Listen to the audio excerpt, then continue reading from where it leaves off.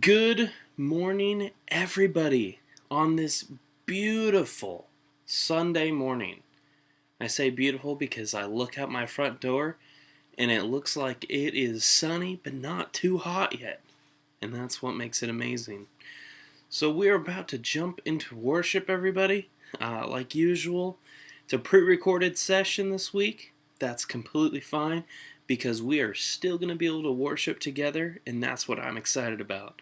So, without any further ado, let's jump into worship.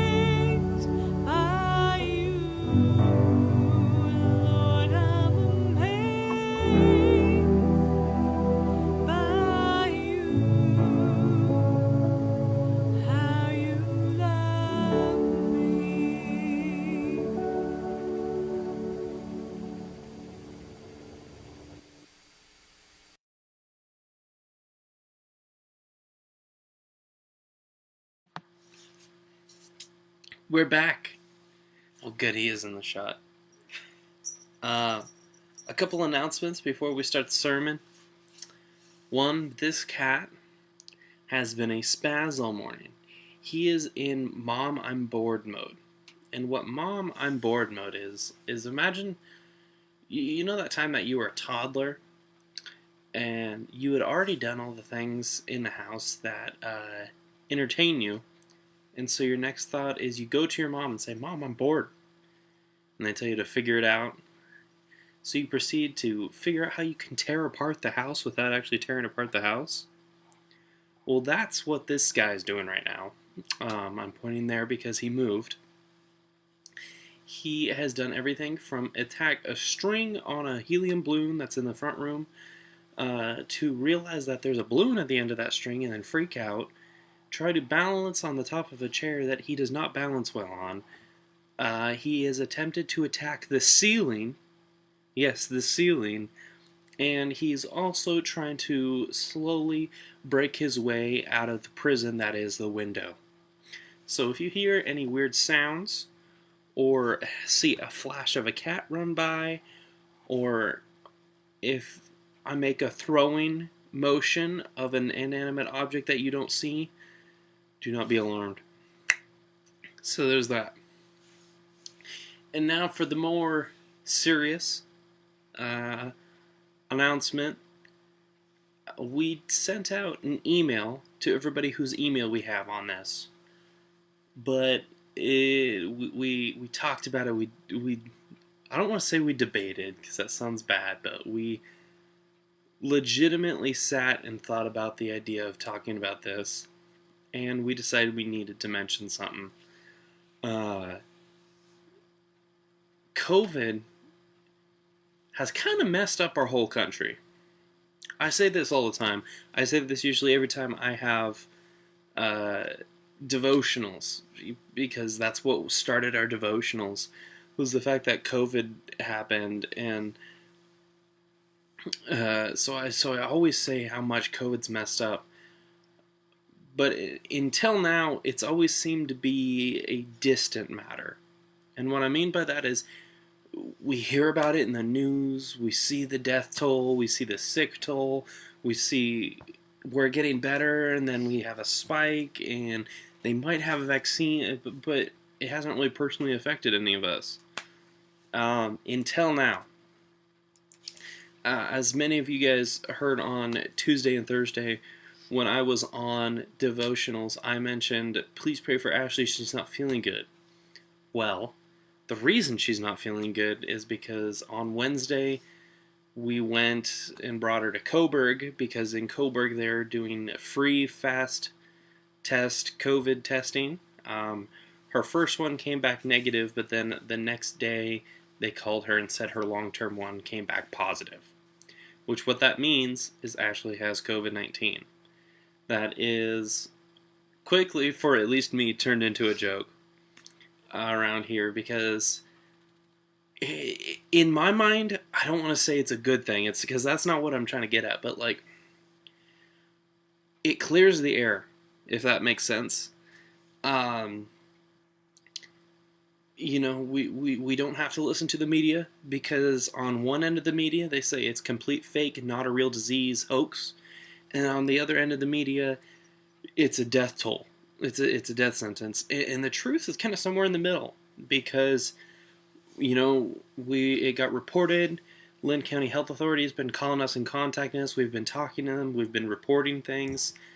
To Ashley, it's just felt like the very worst flu of her life. But they also determined that I probably had it earlier in the month, because I was sick for less than 24 hours with the only symptom of mine being a headache and loss of appetite. And so we didn't think much of it, because to me that just sounds like my 24-hour bug. And so they assumed that I had it too, and the whole thing's been weird. But basically, what it is it's an eye-opener, because we've determined that it can be anything from, like mine, where I was just a little sick, nothing to worry about, to Ashley's, where she is walking across the room and back leaves her winded. Not an immediate death toll, like there's a lot of, I don't want to say fear-mongering, but maybe just a lot of uneducation about it. It's not a death sentence, but it is a really bad disease that would probably, I can imagine if I was older and I got this, and the symptoms looked like Ashley's. I can imagine if I was 50-something and got this, because it would probably cause a lot more issue. And so I think that's what we need to realize, is that no, it might not be a death sentence, but this disease is something we need to not mess around with. That being said, we are all quarantined for 2 weeks as of, let me make sure I get this stat right, as of the last day that I believe Ashley has symptoms. What was that? Yeah, that's what I said. I have her next to me, because apparently since I already had COVID, I can't get it again. Which, that's neither here nor there. 2 weeks from the last day that she has symptoms is our quarantine. So technically we are still in the beginning stages of quarantine, because she still has symptoms. So that being said, we're okay. The word quarantine and COVID and everything, it's all scary, but honestly, a lot of people, we've been making jokes that it's just a 2-week paid vacation where we have to stay at the house because everybody's job is paying them, and it's going to be all good.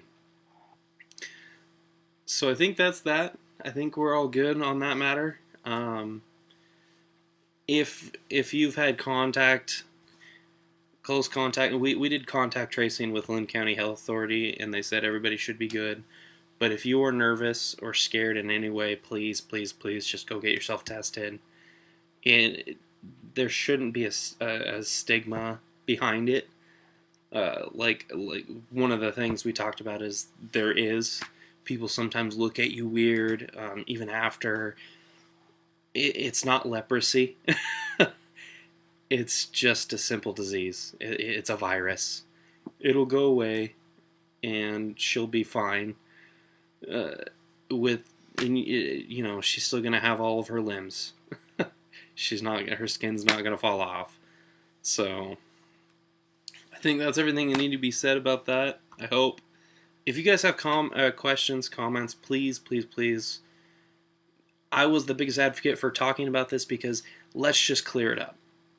Let's not let rumor spread. Let's just clear it up. If you have a question about it, text her or me or actually anybody in this household, because, like I said, Linn County Health Authority has been talking to us every day. And we want to help answer any questions you guys have about it. So, on to the message. What we're actually here for. In good old 1956, President Eisenhower in Congress voted in that we should put "In God We Trust" on paper bills. 1956.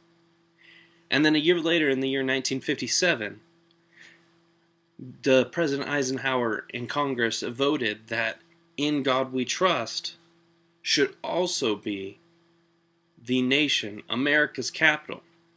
And, little known fact, it is also Florida's motto. So it is our motto both on paper bills, and technically it is our country's motto. And it replaced the E Pluribus Union, which I always butcher it, but you know what I'm trying to say. I can never say it right. So don't judge me on that. And the reason I wanted to talk about that, just quickly mention that, is because the title of my message is "In God We Trust." If that doesn't give you a little bit of a hint on what today's message is going to be about, today's message is going to be about trusting God. We are going to do a sermon a little bit different than how I usually do sermons. I usually do sermons in the sense where I am walking around on the stage and getting excited, and I am more of a preacher. There's two types of sermon giving, really. There's preaching and teaching. I am a preacher. I usually don't just sit and talk about one thing. It's hard for me. But one of the unique things that this pandemic has caused is the fact that we're able to live stream our sermons to you, live stream our worship to you, and in that we're going to have more of a teaching sermon today. Because the area of scripture that we're going to talk about is like almost 2 chapters, and we're going to read a lot of it. Don't get too nervous. We're not reading the beginning of Matthew, so-and-so begot so-and-so, begot so-and-so, begot so-and-so. We're reading a story. And reading stories in the Bible can be a lot more interesting than reading so-and-so begot so-and-so, begot so-and-so. And the story we're going to look at the story in Elijah. We're in 1 Kings. We're going to start in the late chapter 16, verse 29. If you guys want to follow along, like I said, I'm going to be reading it, but we're going to be stopping. We're going to be talking about some things because we're going to be talking about the fact that in this time, in this pandemic, we, Christians, need to be trusting God. We need to be trusting God. We need to be trusting Scripture. all Scripture is God-breathed, is good for preaching, teaching. And we need to understand that even though things might not be looking our way, we might be quarantined to the house for 2 weeks, but God is still in charge. God still has a plan. Maybe we're quarantined for 2 weeks because we need to figure something else in the house. Maybe we're quarantined here because there's going to be a car accident in the next few weeks with one of us. You know, God has these crazy things that we could never even comprehend about why everything matters and everything happens, and we would never see it. With that being said, let's start reading. We're going to be going through the story of Elijah and Ahab. They have their own little arc within 16, 17, 18-ish. And I went all the way back to the late 16 because I wanted to get the intro of Ahab in this. So we're going to start reading at 1 Kings 16:29. Now Ahab, if I get some of these names wrong, please don't crucify me, the son of Omri, became king over Israel in the 38th year of the Asa king of Judah. And Ahab, the son of Omri, reigned over Israel in Samaria. I always think that's interesting that he reigned over Israel in Samaria for 22 years. Because we always see the tension between the Israelites and the Samaritans, and that goes all the way into the time of Jesus, into the woman at the well, and how the Jews saw the Samaritans. So it's interesting to see that Ahab ruled Israel while he was in Samaria. Ahab, the son of Omri, did evil in the sight of the Lord more, let me say that again, more than all who were before him. So at the very beginning of Ahab's introduction, it already tells us that this is not a good guy. Ahab is not a good guy. And a lot of you already know why, but just want to say, this is where it kind of gets into why he's evil. It came about as though it had been a trivial thing for him to walk into the sins of Jeroboam and Nebat, that he married Jezebel, the daughter of the Ithbal king of the Sidonians, and he went and served Baal, and worshipped him. He also erected an altar for Baal and a house of Baal which he built in Samaria. He also made the Asherah. Thus Ahab did more to provoke God of Israel than all the other kings of Israel who were before him. So let me kind of paraphrase that. Intro to Ahab. Ahab is a king who was elected to rule over Israel while Israel and Judah were separated, and he's in Samaria and he's ruling, and it says that he did more evil than all the other kings before him. And we know a lot of the kings who came before him. This is a part of Israel's ancestry where the kings were not good. We would get one good king out of every 10 kings.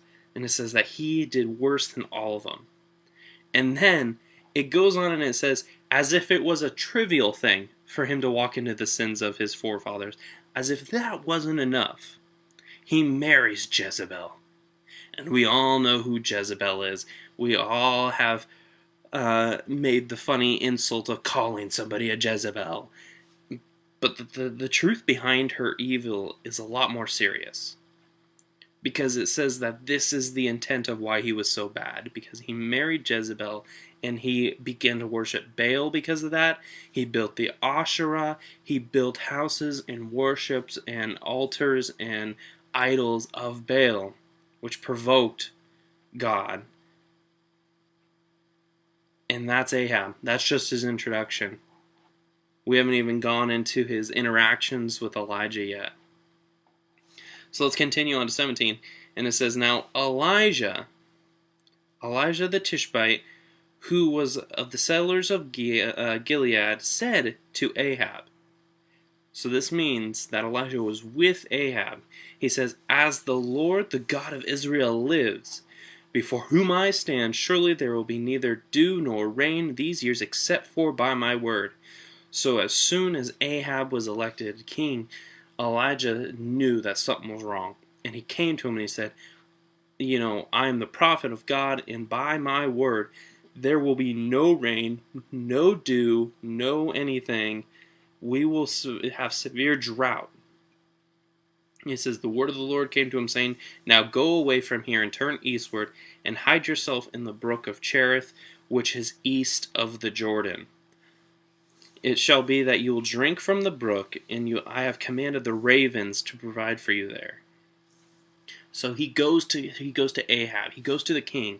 This is very common for the prophets to talk to the kings and to prophesy to the kings. And so he says this. He gives him this bad news that, hey, there's a severe drought because of what you're doing. And then God says, okay, now you need to go, because he's not very happy. And so Elijah goes and he runs and he hides. And it says, and I think this is so interesting, because in this time where he runs and hides, this is the first little bit of the point where Elijah has to trust God. Because it's easy for him to prophesy that there's going to be a drought, because that doesn't necessarily mean anything, but the fact that God kind of says, okay, now you need to get out of there. You need to run. You need to go away. He says, but don't worry. I'll provide for you. You're going to be on the run from a king who hates you, who wants to kill you. But I have, listen to this. He says that you will drink from the river, and that I have commanded ravens to bring you food. So he went and he did according to the word of the Lord. For he had already lived near the brook of Cherith, which is east of the Jordan. The ravens did bring him bread and meat in the morning, and then bread and meat in the evening. And he would drink from the brook. That's trust. Some of us have trouble just trusting that, we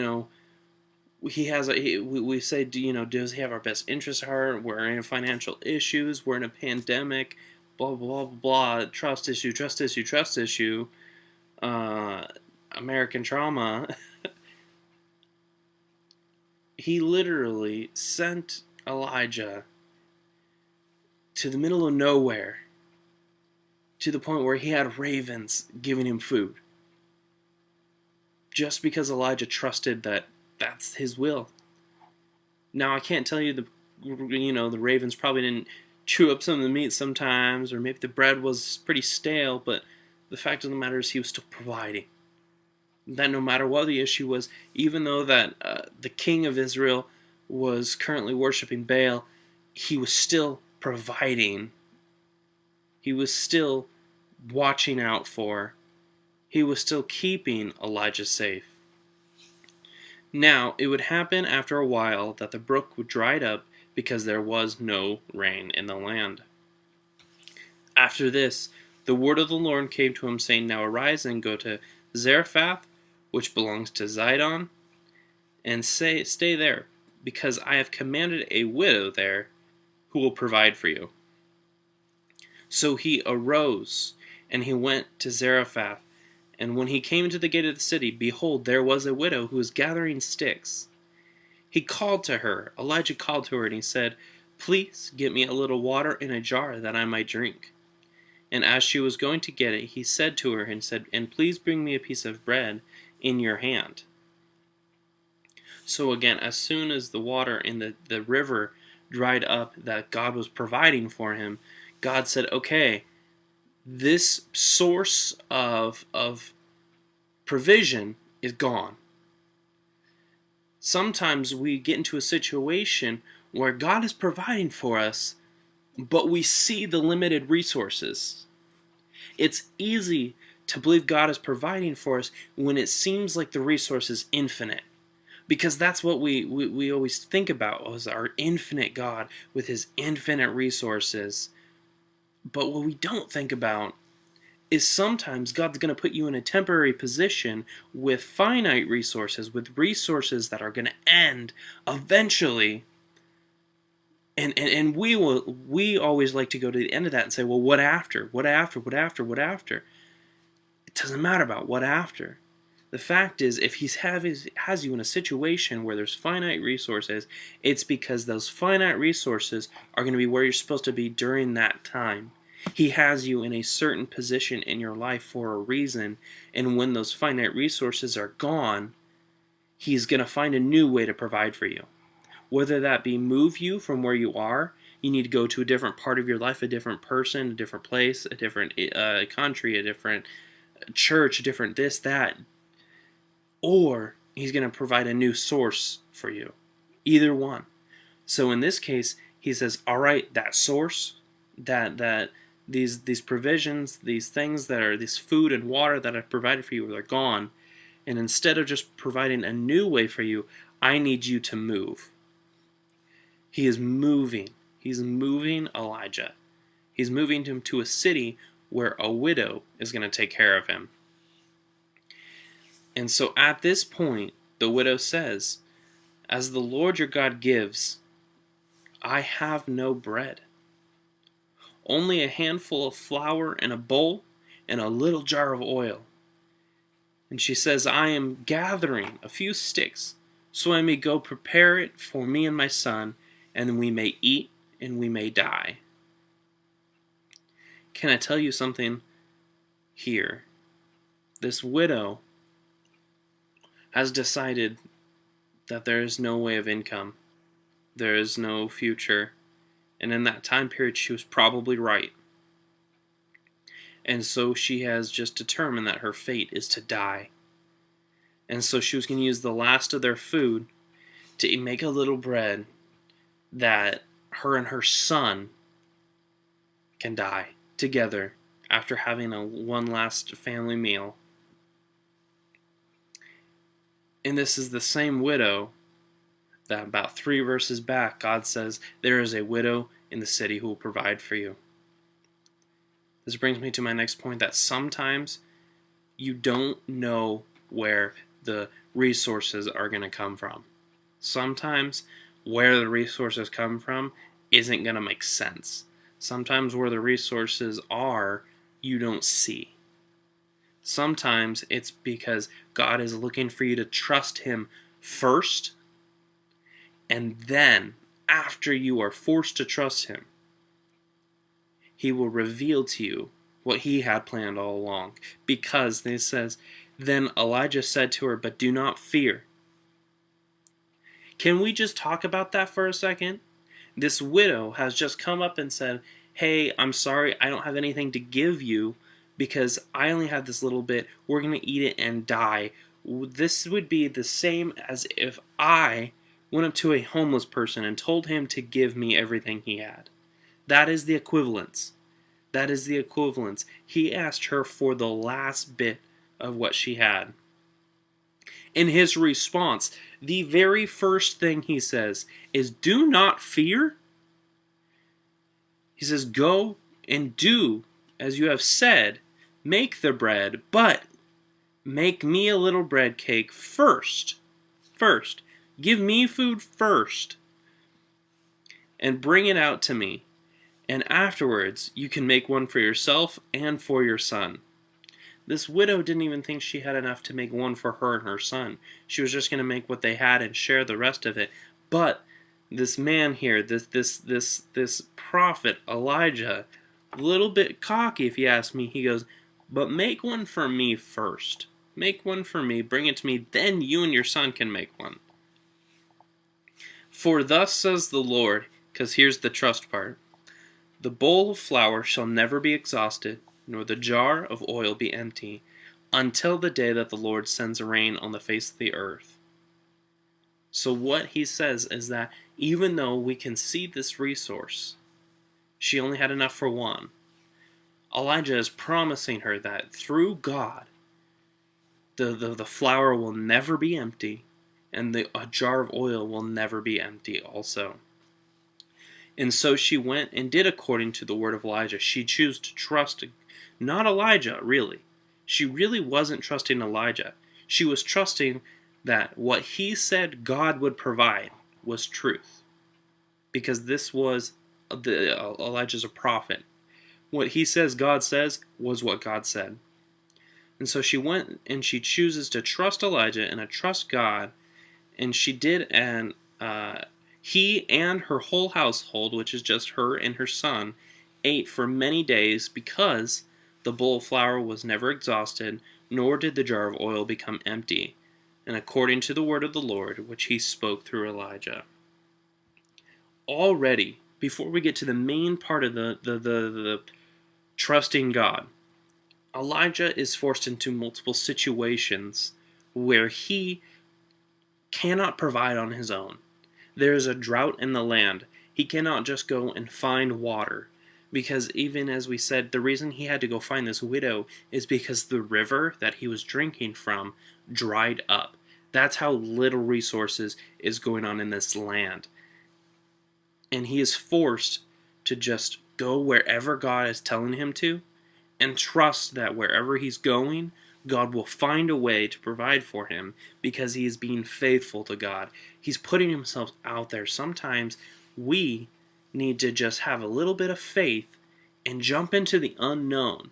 Even though you might not know where your resource is going to come from, your provision is going to come from, your finances is going to come from, your healthcare is going to come from, your job is going to come from, your income. Sometimes we don't know those things, but we feel the tug of God in our heart. And sometimes we just need to go and trust that God is going to do what he said he's going to do, and he's going to provide for us. Let's continue. This next part I was really debating about talking about, because this is more along the lines of when you choose to trust God, when God has issues and God has things that he has you do, he is going to come back and he's going to give you what you want also. That's what this next part is about. Now it came about after these things that the son of the woman, the mistress of the house, became very sick. And his sickness was so severe that there was no breath left in him. What that means is that he had COVID-19. I'm sorry, I had to make that joke. No, what this means is that he had a sickness that meant that he was not breathing right, and in a sense that this is basically his death sentence. There was no breath in him. It means he was dying. He couldn't. He was on the verge of death. And in some issues, probably even it would translate to say that he became so sick and died. So she said to Elijah, "What do I have to do with you, O man of God? You have come to bring my iniquity to remembrance and put my son to death." So the reason she's a widow means that her husband has already died. And now her son is dying, and she thinks that it's Elijah's fault. What have you done? Have you come to bring this death upon me? So I must remember that my husband died and now my son? And he says to her, he says, "Give me your son." Then he took him up and carried him up to the upper room where he was living. And he laid him on the bed, and he called out to the Lord. He says, "O Lord my God, have you also brought calamity to this widow with whom I am staying, by causing her son to die?"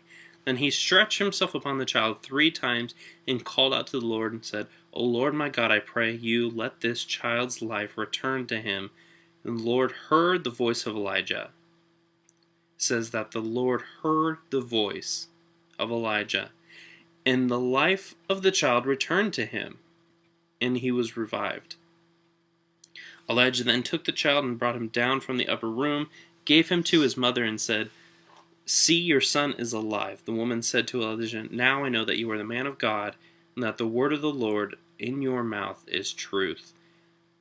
I believe that this is very important.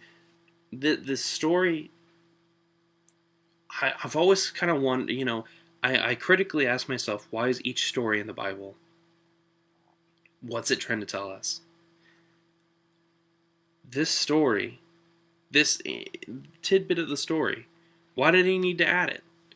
Is this because this is a precursor to when Jesus revives the little girl? Partially. I think this is also to say that when you are being faithful, he was faithful to go into King Ahab and say there's going to be a drought, He was faithful when God said, now leave and go to this specific spot, and he went there. He was faithful when God said, now go into this place with this widow, and he was faithful. She was faithful when Elijah said that if you feed me first, God will provide for you. And through all this faithfulness, there was a calamity. The child started to die. The kid got sick. But since Elijah was so faithful, says that God heard Elijah's request, and he granted it. We like to think that God has his own plan, and we never get anything we want. God knows what you want. And I'm not saying you're going to get it every time. Please don't misinterpret that. I'm not saying if you just come to church for a month straight and then pray for $1 million, you're going to get it.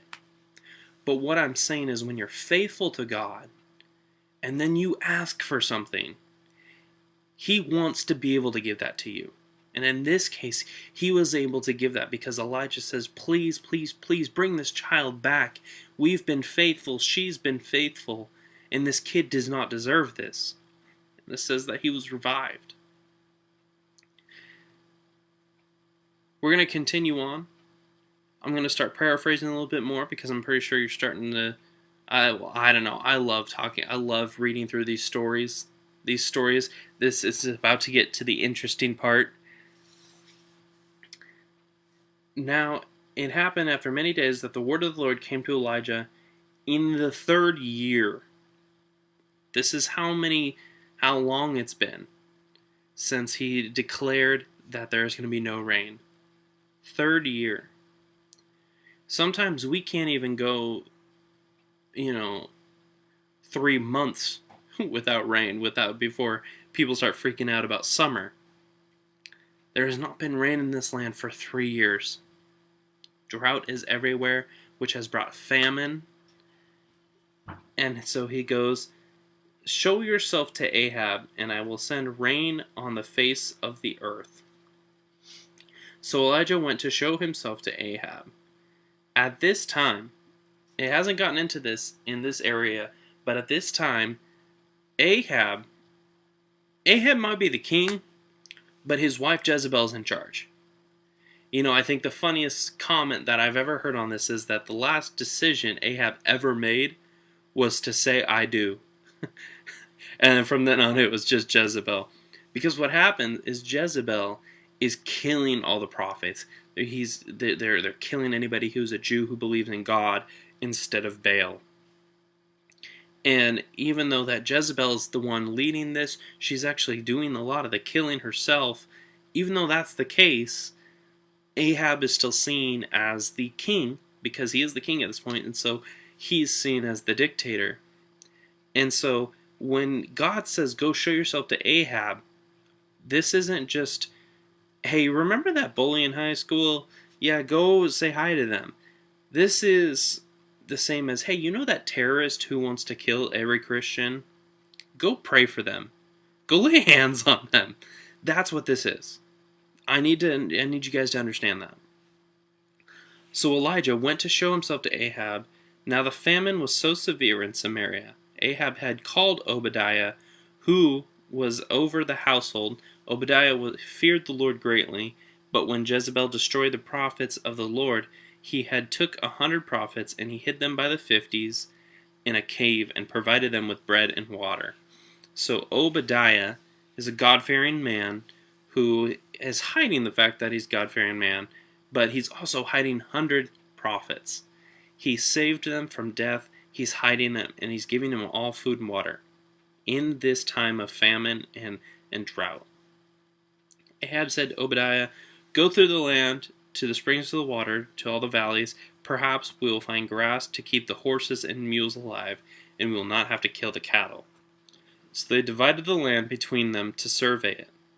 So what he's saying is on the 3rd year, Ahab and Obadiah got together and they said, we need to find a source of provision.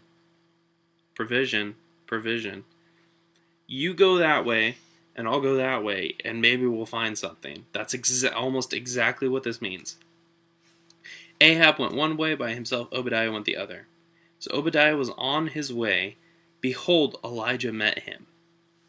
And he recognized him, and he fell on his face, and he said, "Is that you, Elijah, my master?" He said to him, "It is I.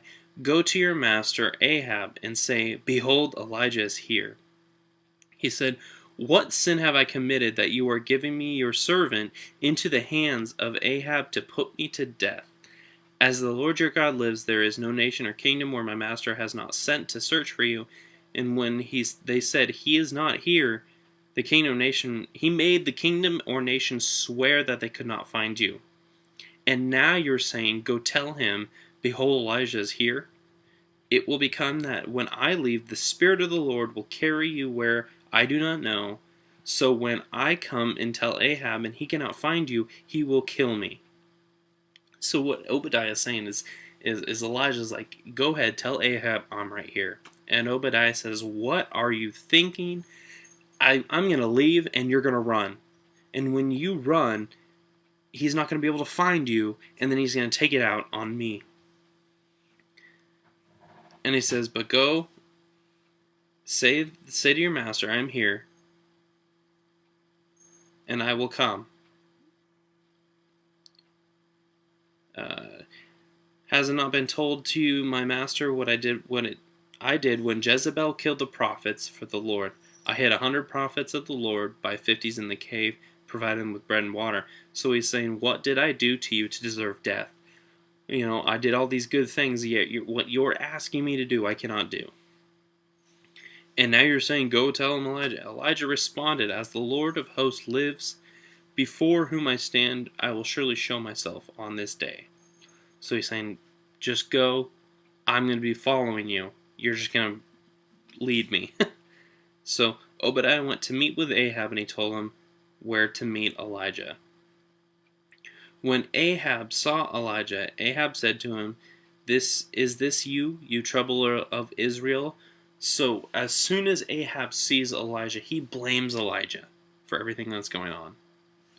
And Elijah responds, "I have not troubled Israel, but you and your father's house have, because you have forsaken the commandments of the Lord, and now you have followed Baal. Now, then send to gather me all Israel at Mount Carmel, together with 450 prophets of Baal and 400 prophets of Asherah, who eat at Jezebel's table." So, after Ahab is accusing Elijah of being the cause of this famine and of this drought, which, if you think about it, is almost an understandable position to take, because he was the one who prophesied it. But let me tell you,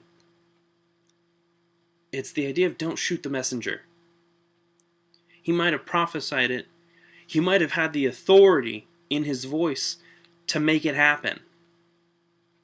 But it was God's will that there be a drought, because God needed to prove something. Because God needed there to be a spark. He needed to show Elijah some things. He needed Elijah to go through some challenges. Because this next part, I don't think I'm going to read it. I think I'm just going to, I know this by the back of my hand. This is my favorite area of Scripture. So he had, at the end of what we just read, he says, "Go meet us at Mount Carmel with 450 prophets of Baal and 400 prophets of Asherah." And they meet at this mountain, and Elijah issues a challenge. Elijah says, "We're going to have a God-off." And we're going to see whose God is better. We're going to both build an altar. We're going to both bring sacrifices. But we're not going to bring the fire. And if my God is better, he will provide a fire for mine. And if Baal is God, then he will provide a fire for yours. And so what happens? He says, "Go ahead and go first, guys. Go. Might as well." And they agree.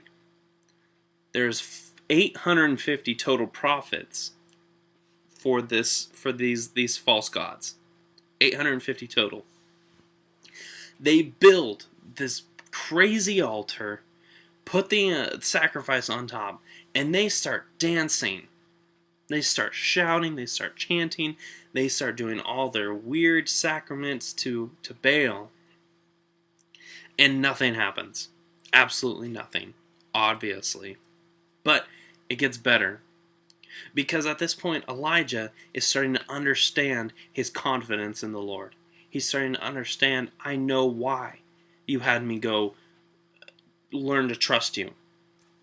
Because of this moment where I am in the presence of my enemies, and you are going to prove yourself. And so he gets a little cocky and he goes, hey, maybe Baal is asleep and you aren't waking him up yet. Maybe if you're louder, then he'll respond to you.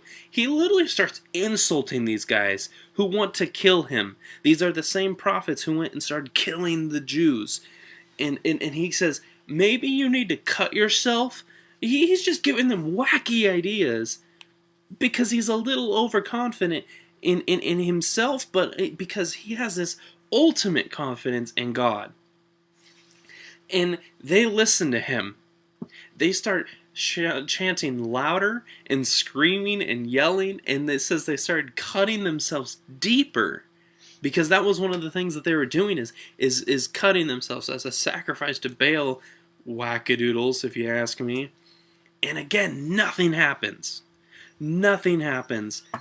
And at the end of the challenge, at the time that they were allowed, they could not provide a fire because Baal is the false god. And then the tide switches, and now it's Elijah's turn to pray to God and see if God will provide a fire for the offering. And this part is hilarious. As if it wasn't enough that he had just insulted the prophets of Baal and told them that they weren't good enough for Baal, that maybe if they were louder he would hear them. After he just was done insulting them, he says, I like this altar. It's nice and everything.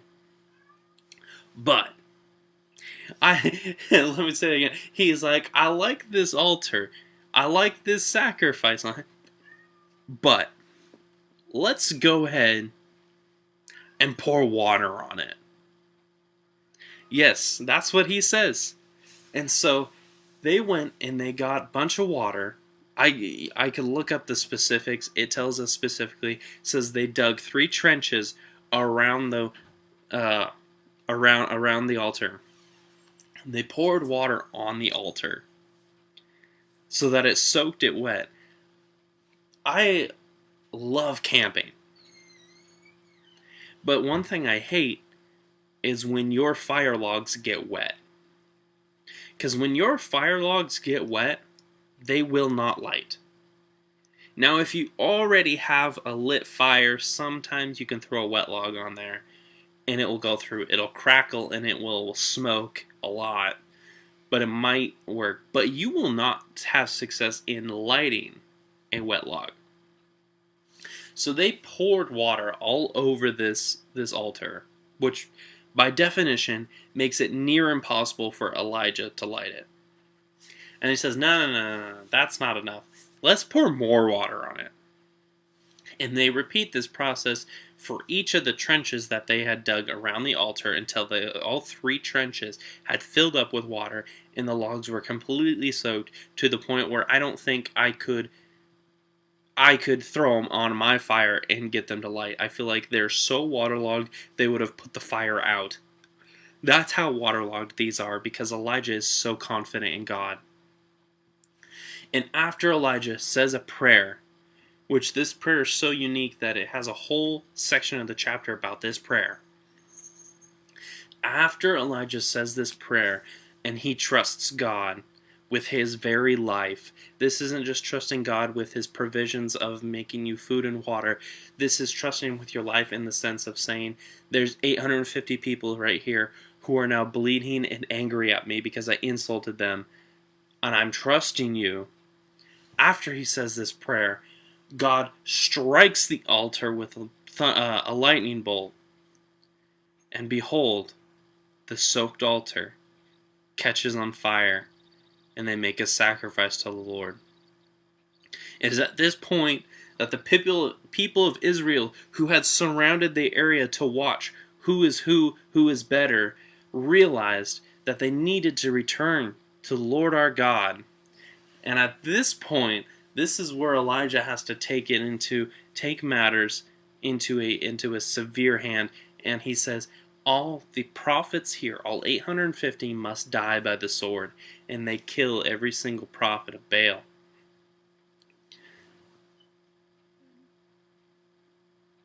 This story, that's not all I wanted to go over, but we don't have a lot more time. We're already pushing our time limit here.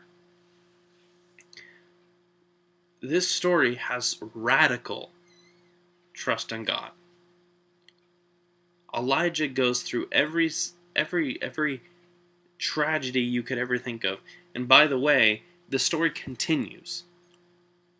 The story continues where Jezebel threatens his life. He runs again and says, God, why have you done this to me? She's going to kill me now. And God says, you just need to take a nap and have a little bit of food. Sometimes you just need a nap and a little bit of food. And he continues to provide because Elijah continues to trust. But this story, the reason I wanted to go over it is because there is a radical trust. A radical self-harming trust. And what I mean by that is Elijah put himself in a situation time after time after time where if he had relied on his own strength, he would have failed. If he relied on his own strength, I don't think he would have lived surviving in the wilderness off of the river and the food from the ravens. Because if he was relying on his own strength, the ravens probably wouldn't have brought him meat and bread. And maybe he would have been able to hunt for a while, but he wouldn't have been able to live for that long as he did. And I don't know if you guys have ever been forced to drink out of river water, but it is not clean. And I don't think he had a life straw with him to filter the water out. And so I don't think he would have been able to drink from that stream as long as he did without getting sick. And it never mentions anything about him getting sick from the raven's food or from the water. And then he goes to a widow, a poor widow. And had he relied on his own strength, he would have never had the confidence to tell her, you need to feed me first. Nobody would do that unless they have absolutely no heart. Or in this case, infinite trust in God. But if he would have relied on his own strength, that flour would have been exhausted and the jar of oil would have been empty. But because he relied on God's authority, God's provision, and God's will for his life, he was provided for. But those two things were just the trial. Those two things were just alright, I'm going to see if Elijah really trusts me. Because then he goes to the enemy. And when I say the enemy, I don't mean the devil. That's usually what the enemy is. What I mean by that is the physical manifestation of evil. He goes and he confronts. He confronts Ahab. And in that means he's confronting Jezebel. He confronts the false prophets. And he challenges them. All while they could have just killed him. It's what they're doing to the other prophets. I don't think they were giving the other prophets a chance to prove themselves. They were just killing him. Yet, Elijah knew who his God was. And he had just been through the time where God was providing for him. And so, he trusted God enough, like I said, radically,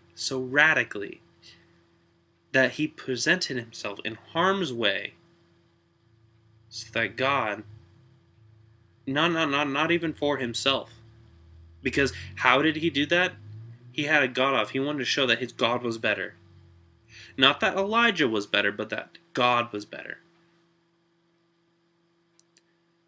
We are living in a difficult time in our lives. Not just us personally, I'm not saying that. I'm saying like the world. Specifically, I think I can say America because of the fact we're in a pandemic, we're locked down, we have to, rely on so many weird things that we don't know. Do we trust the media? Do we trust the CDC? Do we trust the DC? We don't know what to do. We're in such a weird time. It's almost like we're in a drought. Not a physical drought. Please God, do not send a physical drought. But we're in a drought in the sense of we're at a time where things are not just going okay. And I wonder if God is trying to put you on a path to do great things.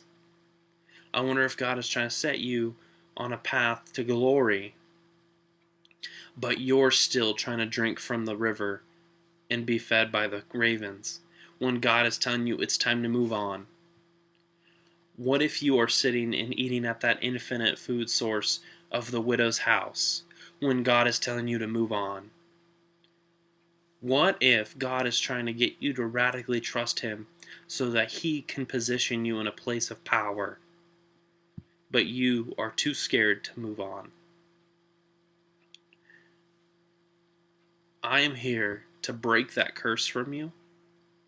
I am here to tell you that it's okay to radically trust Him. That doesn't mean to be reckless, unless you're really confident that it's God's will. I'm not telling you to stop eating because you magically won't starve. I'm not telling you to inject yourself with some lethal disease because God's going to protect you. What I'm telling you is that thing that you've been scared to do because it's you don't know the outcome. Maybe God's trying to just get you to trust Him and leap into faith. Folks, that's what I have for you. If we were in person, I would do a prayer request, not a prayer request, but I would ask you guys, if you were in a situation where you feel like you need to trust God, please raise your hand. That's what I would say usually, probably something like that. But we're in live stream and I don't really have the ability to do that. So what I want to say is that throughout this week, challenge yourself to trust God. Challenge yourself that in a situation where you know you've been relying on your own strength, to give it to God instead. Challenge yourself and pray daily that you would learn to trust Him more. And then pray, this is the hard part, this is the part people don't want to do. Pray that God puts you in a position where you have to trust Him. Because you will find that the outcome is better than the challenges that you face during the trial. Again, guys, if you need prayer for anything, please contact me, please contact Ashley, please contact Pastor. We will pray with you, we will pray for you. Please pray for this household. Like I said, we are now stuck in this household for at least 2 weeks. We might kill each other. This might be where we have to trust God. This might be our trial. This might be where we have to trust God's provision. This might be where I got the influence for this message. This might be God needed me to say this so that I would be able to trust Him when, when I'm presenting this message. So please pray for us. Please pray for each other. And I will be praying for you guys. And I'm gonna end it here by just saying I love you all. And I'm super excited to be able to eventually come back to real church. But I'm also super happy that we have such a strong amount of technology and innovation that I've been able to bring this message to you. And with that, peace out.